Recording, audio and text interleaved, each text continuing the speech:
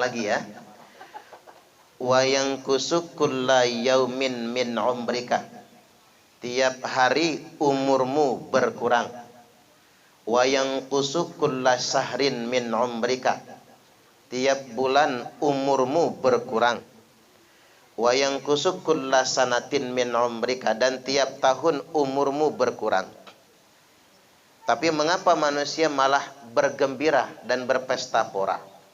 Jangankan setahun yang mesti 365 hari, jangankan sebulan yang mesti 30 hari, jangankan yang sehari yang mesti 24 jam.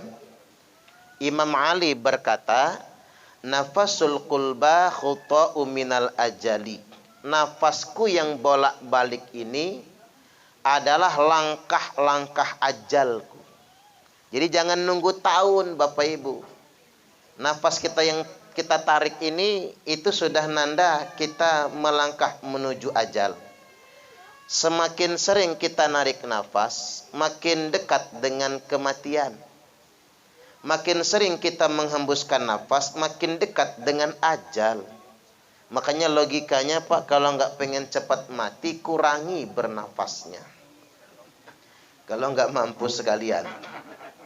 Artinya tidak bisa. Makanya salah manusia kalau ganti tahun malah senang-senang.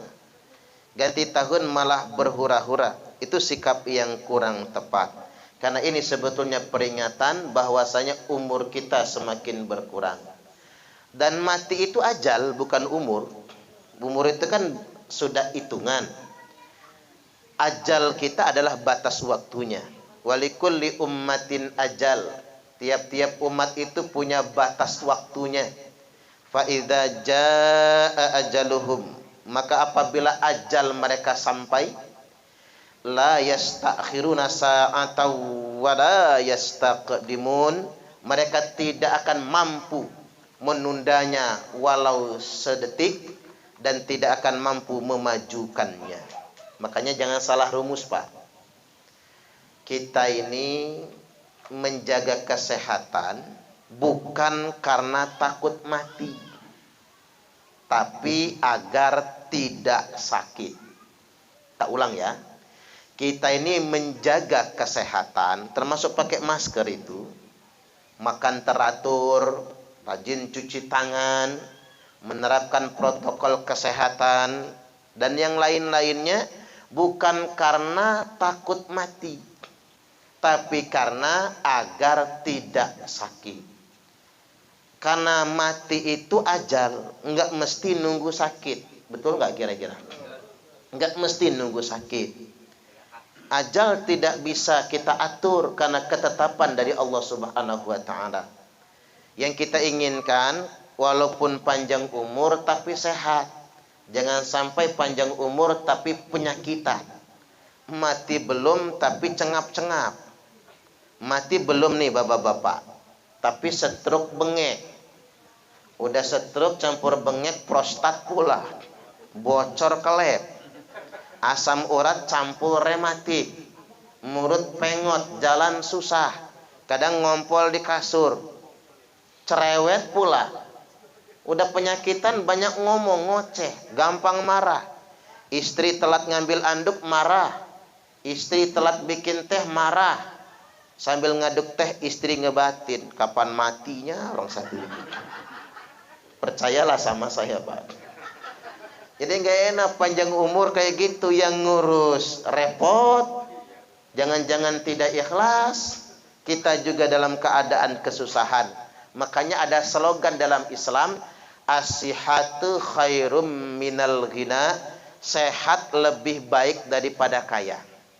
Tak ulang lagi, sehat lebih baik daripada kaya. Bandingannya begini Bapak Ibu. Ada orang kaya, rumah mewah, halaman saja kayak lapangan sepak bola, mobil parkir bebas, isinya mewah, tabungan banyak, punya istri cantik, harta berlimpah, tapi ketiban makan cuman bisa tiwul segenggam.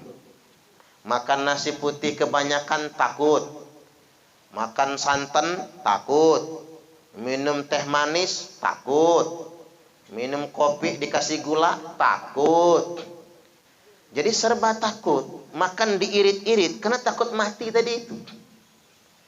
Di tetangga sebelah rumahnya geribik, lantainya tanah. Orangnya biasa-biasa saja, tapi sekali makan 3 piring. Makan nasi aja 3 piring. Sayurnya santan nangka. Sambalnya sambal terasi. Lauknya ikan asin sepiring. Lalapnya jengkol tambah petek sama jaling. Waduh, mantap betul itu. Makan 3 piring, keringetan, bekipas, buka baju, nongkrong di teras, ngudut Ji Samsu. Bayangin Pak, bandingkan sama yang kaya katanya, sugih katanya, tapi makan apa aja takut. Sama yang tadi itu, semua di lantai aja. Makanya as-sihhatu khairum minal ghina, sehat itu lebih baik daripada kaya. Makanya la ba'sa bil ghina limanittaqa. Nabi bersabda, "Dak mengapa orang bertakwa itu kaya. Bagus-bagus saja orang solih itu kaya. As-sihhatu limanittaqa khairum minal ghina." Tapi kata Nabi, sehat bagi orang yang bertakwa itu lebih baik daripada kaya. Karena dengan sehat kita bisa tahajud, dengan sehat kita bisa khatam Quran, dengan sehat kita bisa yasinan tahlilan, dengan sehat kita bisa kunjung ke tetangga, silaturahim ke keluarga. Mudah-mudahan kita semua diberikan kesehatan. Allahumma amin. Mulai sekarang ubah paradigma Pak. Kita ini menjaga kesehatan itu bukan karena takut mati, biar tidak sakit. Setuju nggak kira-kira? Ya kayak ibu saya waktu saya masih remaja marahin kalau kita ugal-ugalan di jalan, kalau kita nggak benar di jalan raya. Kata ibu saya, kalau kecelakaan remek pecah pala mati nggak apa-apa, kuburin kata ibu saya. Tapi kalau patah tangan patah kaki, cacat seumur hidup nggak mati, jadi urusan. Saya pikir iya juga, karena mati itu nggak bisa kita khawatirkan Pak, karena dia ketentuan yang pasti, ketetapan dari Allah Subhanahu Wa Taala. Saya ini ingin meluruskan, banyak orang terlalu panik sama corona soalnya, dan sudah berlebih-lebihan Bapak Ibu. Akhirnya matinya bukan karena corona Pak, matinya karena ketakutan. Ini karena berlebih-lebihan. Benar kalau kata Syekh Ibnu Sina itu, al-wahmu nisfudda. Rasa cemas dan khawatir itu sebagian daripada penyakit.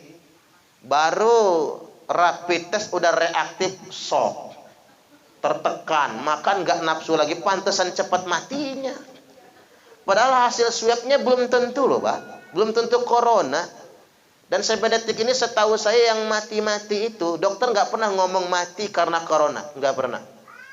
Apa kata dokter?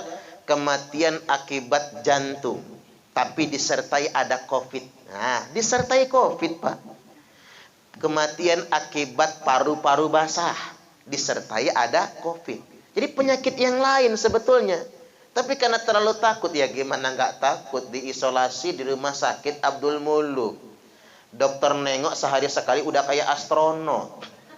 Perawat juga kayak gitu. Bini nggak boleh ngeliat, ya stres Pak. Apalagi bini masih muda, udah mulai kepikir, nah kawin lagi dia. Kawin lagi kalau gua mati, nggak ada yang bisa nengok. Coba, mengapa pahalanya gede bener nengok orang sakit? Karena nengok orang sakit itu walaupun nggak bawa duit gitu, walaupun nggak bawa salak sama jeruk, ketika ketemu orang sehat, ketemu orang sakit, itu bisa menjadi sebab kesembuhan. Belum lagi yang nengok tadi berdoa. Udah berdoa, bawa duit juga. Ringan bayar rumah sakit. Kalau buah jangan banyak-banyak, karena yang makan yang sehat, bukan yang sakit. Apalagi bawa roti banyak amat. Yang kenyang yang sehat, yang sakit mah pahit Pak. Makanya Bapak Ibu rahimakumullah, ini kena COVID yang nengok nggak boleh. Apalagi ketiban takziah, nggak ada yang bisa berangkat takziah. Saya pikir-pikir Bapak Ibu, Masalah jadi tambah parah karena cara kita memperlakukan sakit. Cobalah yang tenang-tenang saja itu, Pak. Kena COVID tenang ya sembuh juga. Dan lebih banyak sembuhnya pada kenyataannya karena kita punya sistem imun, sistem kekebalan tubuh sendiri. Jadi begini Bapak Ibu, obat corona itu nggak ada. Vaksin itu Pak bukan obat. Vaksin itu bicara tentang kekebalan tubuh. Makanya obat corona sebenarnya ini tubuh kita sendiri, imun. Tapi kalau sudah ketakutan ya nggak ada kekebalan tubuh kita. Saya setuju betul kalau kata dokter yang di Jawa Timur itu, penyebab penyakit itu bukan makanan. Makanya jangan terlalu sering banyak pantangan, lantah aja ngapa sih Pak? Kacang makan, gak usah takut asam urat, ge. Kacang, kopi, minum, sate, lantah, asal jangan kebanyakan. Durian dimakan secukupnya. Penyebab penyakit bukan makanan, tapi penyebab penyakit itu pikiran. Dan pikiran yang paling membebani adalah cicilan. Coba lihat, yang cepat-cepat mati itu banyak cicilan itu. Makanya Bapak Ibu, mulai dari tahun 2021 ini yuk kita berhenti dululah nyicil itu. Berhenti libur nyicil. Sudahlah, sudah ada TV, nah udah gede betul tuh TV-nya. Enggak usah ganti TV lagi, kemudian nyicil lagi umpama. Motor sudah cukup lunas, mobil juga begitu. Jangan berlebih-lebihan, karena itu akan membebani. Ada hormon tertentu yang meningkat di tubuh kita kalau banyak pikiran. Akhirnya penyakit apapun datang. Percayalah bapak-bapak, kalau hatinya damai, pikirannya tenang, penyakit jauh. Makanya Bapak Ibu, belajarlah menggembirakan hati. Belajarlah menggembirakan pikiran. Anak kurang perhatian jangan ngambek. Udahlah, memang anak kayak gitu, yang penting dia nggak susah. Ini anak nggak nengok ngambek, cucu nggak datang ngambek, ya penyakitan. Jadi hidup ini dibuat rileks-rileks saja, dibuat senang. Mudah-mudahan kita semua diberikan kesehatan. Allahumma amin, amin ya rabbal alamin. Kembali lagi, momentum pergantian tahun ini, umur kita semakin berkurang. Kematian itu adalah sebuah kepastian. Apalagi kita ini umat akhir zaman. Kalau umat terdahulu kala bisa 400-an tahun. Yang 800 tahun baru mati, 1000 tahun baru mati, 300 tahun baru mati. Cuman ke ujung umat Nabiullah Muhammad sallallahu alaihi wasallam, kita ini umat akhir zaman. Nabi kita umurnya cuman 63. Maka enggak jauh-jauh dari Nabi. Umur umatku itu kata Nabi baina sittin wa sab'in. Antara saja, antara 60 ke 70 mati. Makanya bapak-bapak yang sudah 60 tahun ke atas siap-siap. Enggak lama lagi mati. Percayalah sama saya. Enggak mesti kena COVID, gitu. Enggak mesti kena stroke, yang namanya ajal. Enggak bisa mundur. Apalagi Abah, giginya udah tinggal berapa di depannya. Subhanallah. Sudah ada yang duluan di Abah ya. Subhanallah. Walaupun yang di bawah itu duluan ada juga sih. 40 mati ada, 50 mati ada. Yang kelewat juga banyak. Tapi nggak banyak banget Pak. 80 gitu, 90, 100. Tapi yang nggak enak juga lah. Kalau mata rabun, kuping budek, gigi ompong, bocor kelep tadi itu ya. Rasa-rasa kayaknya anak cucu nggak ikhlas lagi ngurusnya itu. Udah ngedoa aja kapan matinya. Saya pernah Pak dipanggil ke Geraha Husada sana ya, Geraha Husada, suruh nguruqyah. Udah umur 90 tahun, sakit di sana. Udah tak ruqyah beres gitu, besok pagi anaknya nelpon, "Ustaz, ngapa Bu?" kata saya. "Kok bapak saya nggak mati?" Berarti ruqyah tadi malam suruh mati. "Woi Bu, saya ini bukan malaikat Israel. Ibu salah ngundang," kata saya. Mestinya yang ibu undang Israel. Enggak, kata orang-orang kalau habis ruqyah cepat matinya. Astagfirullahaladzim, ngarep Pak. Makanya bapak-bapak jangan kelamaan hidupnya ya Pak ya. Takut dia ruqyah sama anaknya. Salah niat ngeruqyahnya itu. Kata saya, "Puk, mohon maaf saya bukan Israel. Saya berdoa, saya ruqyah dibersihkan kalau ada susuknya." Kan begitu Pak. Kalau dia pernah ngilmu sebagainya. 2 hari kemudian meninggal dunia, betul. Tapi salah dia WA saya. Apa isi WA-nya? Alhamdulillah Ustadz, makasih ya, bapak saya sudah mati. Ya mbok, ya jangan alhamdulillah. Inna lillahi wa inna ilaihi raji'un. Itulah makanya jangan hidup kelamaan, Pak. Anak-anak ngarep betul nantinya. Bapak Ibu hadirin wal hadirat rahimakumullah, dunia cuman sementara dan kita cuman singgah. Wa ma hadhil hayatud dunya illa lahun wa la'ibun. Tidak ada kehidupan dunia ini kata Allah illa lahun wa la'ibun, kecuali cuman senda gurau dan permainan saja. Makanya saya agak setuju ya. Orang ulang tahun pesta kembang api. Bukan setuju, agak. Mengapa? Aslinya sih nggak setuju, Pak. Mubazir maksudnya. Kan mahal tuh kembang api. Cuman agak setujunya ngapa? Kembang api itu kan semburat cahayanya ke langit, tampak memukau tapi sebentar. Tak ulang lagi, kembang api itu semburat memancar ke arah langit, tampak sangat memukau tapi hanya sekejap saja. Inilah dunia. Dunia itu kayaknya moncer. Dunia itu kayaknya istimewa. Dunia kayaknya memukau, tapi ingat dia cuman sebentar. Wa ma hadhil hayatud dunya illa lahun wa la'ibun. Tidak ada kehidupan dunia ini kecuali hanya senda gurau, permainan yang sementara, tampak menakjubkan tapi menipu kita semua. Karena memang dunia bukan tempat tinggal kita. Dunia ini adalah tempat persinggahan. Akhiratlah yang kekal abadi selama-lamanya. Makanya Bapak Ibu jangan ngejar dunia. Saya ini punya rumus dari kiai saya, Pak. Sampai sekarang saya pegang. Dunia ini kalau udah urusan dunia nasib. Orang jadi presiden itu nasib, bagian. Bu Eva jadi wali kota nurusin Pak Herman, puas nggak puas ya? Kok dia terus? Nasib, udah takdir bagian. Kemudian Bapak Ibu punya rezeki, Pak Rusdi punya rumah ini sudah nasib bagian. Nasib itu bahasa kitanya bagian. Orang bagiannya beda-beda, nggak sama, betul nggak kira-kira? Jadi kita ini kerja sekedar ikhtiar sajalah. Orang politik berpolitik ya sekedar ikhtiar saja. Orang usaha bekerja sekedar ikhtiar karena kewajiban. Sama kayak sholat. Mengapa kita sholat? Karena wajib. Apakah orang sholat pasti kaya? Belum tentu. Karena orang miskin, orang rajin sholat tapi miskin juga banyak. Orang nggak sholat tapi kaya juga banyak. Ya Pak, ya Pak. Karena nggak mesti, Bapak Ibu, jangan salah akidah. Nanti kita ngomong sama tukang semir sepatu, nyemir di depan masjid. Mas, berapa penghasilan lo sehari? 10.000. Coba Mas, sampean sholat, kan nyemir depan masjid. Besok nih rezeki lo bukan 10.000 tapi 50.000. Sholat tukang semir. Begitu sholat tukang semir, besok sholat rezeki jadi 5.000. Hari kedua 5.000.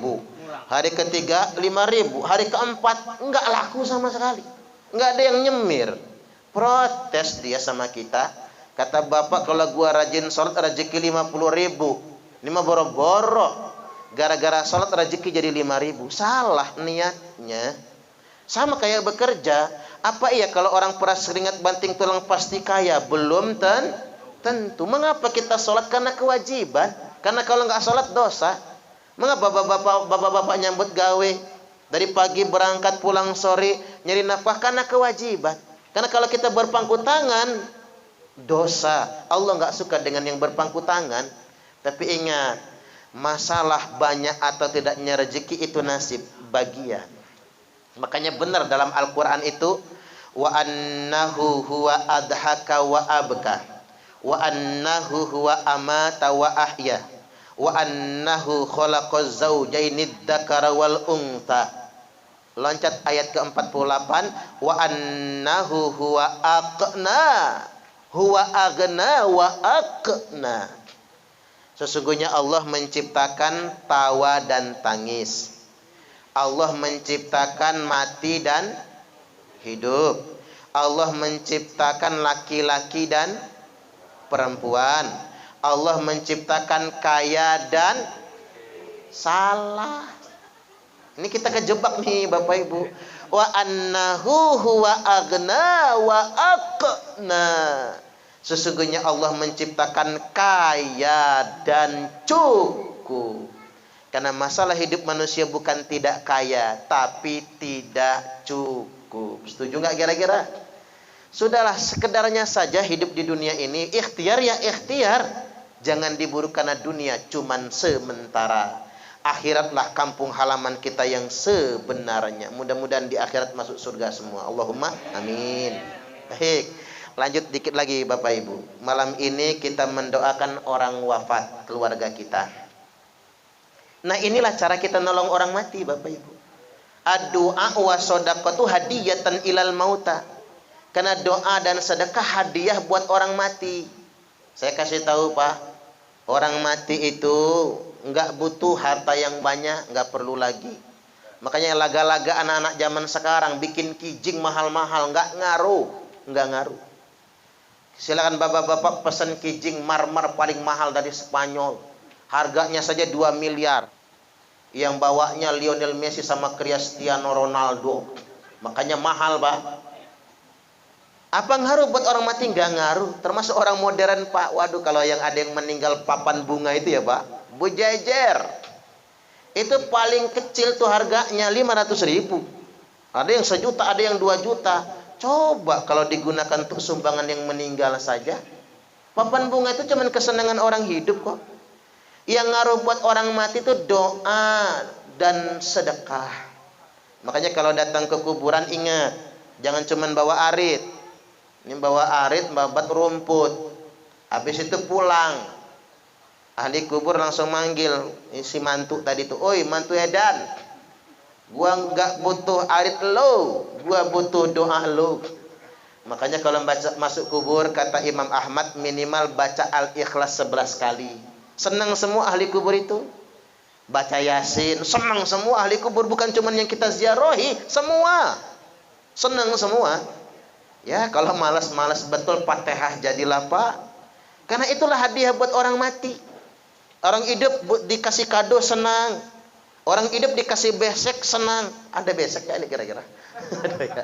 Dikasih besek senang. Tapi kalau orang mati Bapak Ibu sedekah. Kita sedekah atas nama yang wafat meninggal dunia. Makanya orang mati disedekahi, dihadiahi sedekah.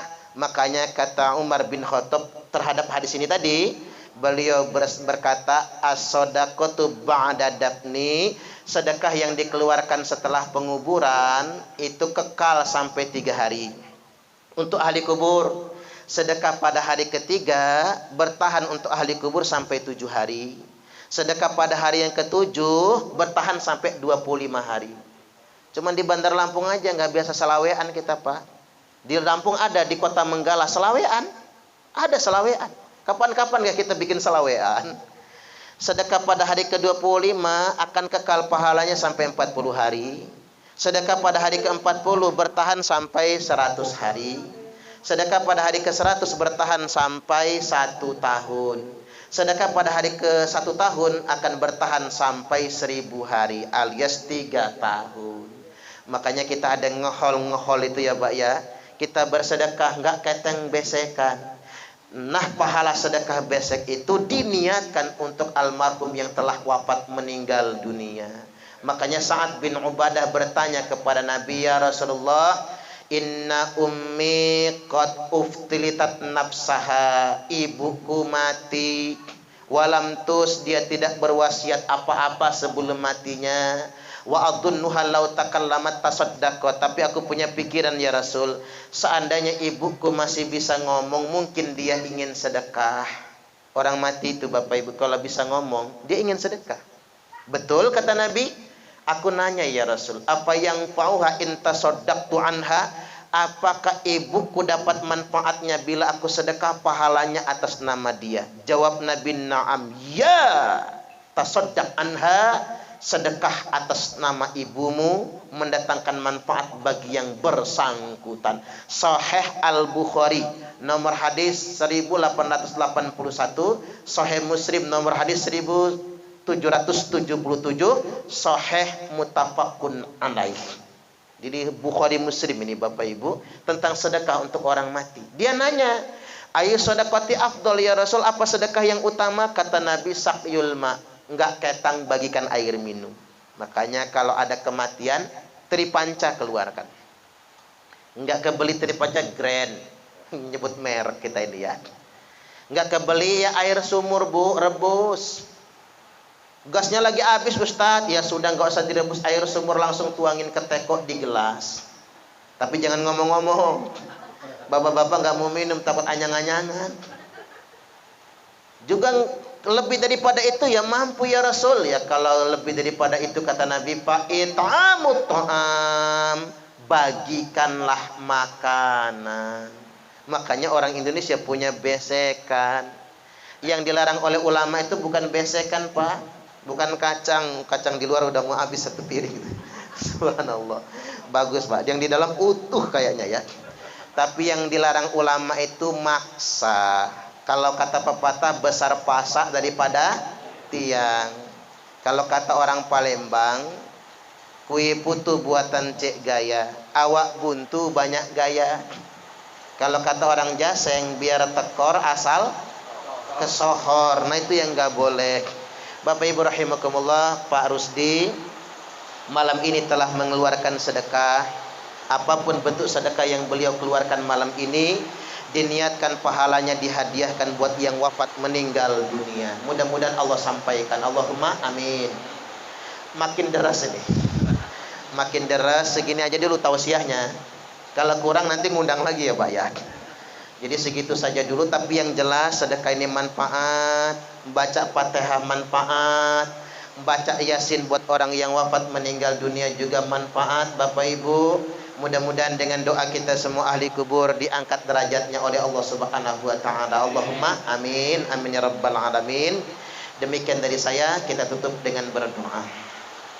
Tulisan bukunya Pak. Nah itu. Ya dzal jalali wal ikram, Allahumma shalli wa sallim ala sayyidina Muhammad.